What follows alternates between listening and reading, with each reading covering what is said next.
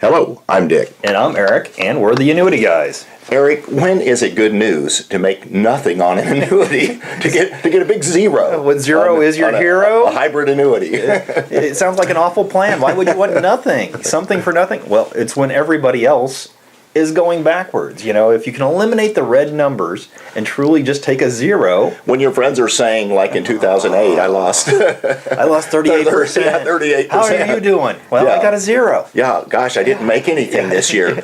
But the good thing about this, folks, is that for those that didn't make anything in 2008, in 2009, they were set to raise, or 2009 to 2010, they saw good increases. The other folks were so underwater that it took years, and most of them just pulled out of the market, Eric. Exactly. Everybody panicked and said, I can't afford to take any more losses. And so what do? You get out, you do everything that the investment gurus say not to do.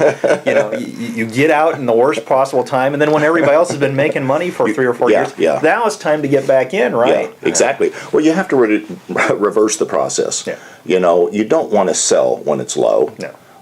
You don't want to buy when it's high. Where are we at right now with the market? Well, I think we're in all-time high range. Yeah. So if you've got to the point where you're getting close to retirement, isn't it time to take some of the winnings off the table? And we talk about how these hybrid style or fixed indexed annuities can really perform in times of high volatility.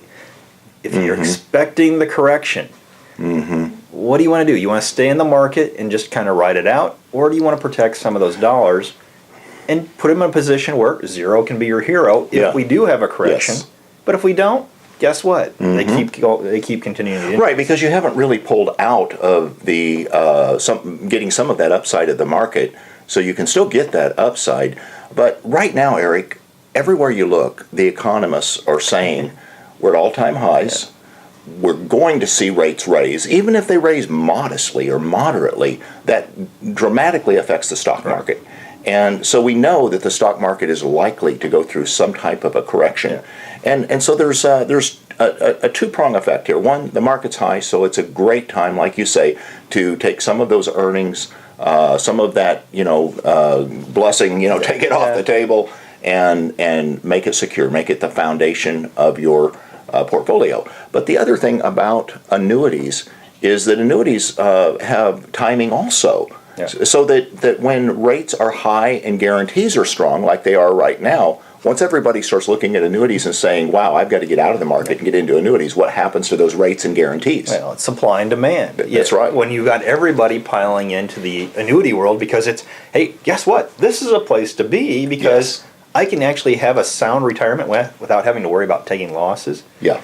Well, if everybody starts to make that decision, the annuity companies figure it out and they say, well, we don't have to have as strong a guarantee offered because they're coming no matter what, right? Because they want the protection. Well, and the annuity companies are in a position where they can only take on so much new business at any given time and meet their proper reserves and everything else, so they have to pull back. And we saw this in an extreme way back in 2009 when everyone realized that this is where they wanted to be. And a lot of the companies just shut the spigot off. They just wouldn't even take the business. Yeah, when it comes to capital ratios and pieces, these companies calculate how many dollars they can take in a given year, and when they get to that point, they truly do. They shut it down. They almost kill the products in order to not take in any new money. So they'll either literally refuse to take folks' money, or they'll make the rates so low and the guarantees so low that they're just not attractive. So again, I think that everything is about timing. I think that the situation is set very well right now with the markets at all-time highs, annuity rates and guarantees at all-time highs, but it still takes a lot of courage to make long-term decisions that affect your retirement in a positive way. Yeah, and for me, when I look at retirees right now, we talk about the importance of the sequence of returns. You're at all-time highs. What happens if the market corrects? How much of your portfolio can you afford to go backwards with? And if you can't afford to go backwards, these are the types of products you want to start to take a serious look at just to protect and safeguard the portion of your retirement, that foundational income. Let's safeguard that portion. And then you don't have to worry about the volatility so much with the rest of your portfolio. Well, and as we wind this up, let's just kind of go back down memory lane a little bit and look at what they call the lost decade. Yeah. That was a time of very high volatility. 2000 through 2010 or 2002 through 2012, but there was virtually almost no money made in the market, or especially in the major indexes. And if you had a fixed indexed annuity, hybrid style annuity, and you look at the studies, what's the study? The Wharton study, that comes to mind. I mean, they document, empirically, that those folks with those type of annuities did not go backwards, and they made somewhere in the neighborhood of about 5%.